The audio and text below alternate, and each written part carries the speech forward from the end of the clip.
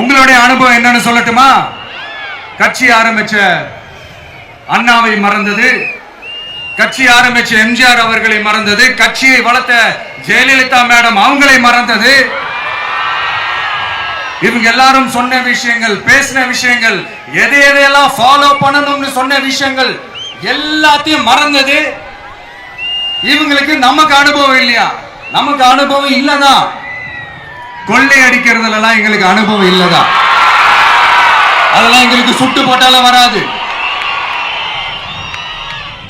இந்த கொள்கையை பேருக்கு மட்டும் வச்சுக்கிட்டு நேரடியா சரண்டர் ஆகிறது, மறைமுகமா சரண்டர் ஆகிறது, இந்த மாதிரி அனுபவம் நமக்கு இல்லதா? அதுவும் நமக்கு சுட்டு போட்டாலும் வராது.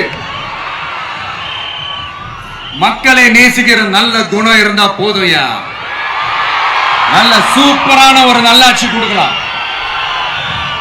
நல்லாட்சி கொடுக்கிறதுக்கு மெத்த படிச்ச மேதாவிகளா இருக்கணும்லாம் ஒன்னும் அவசியம் இல்ல.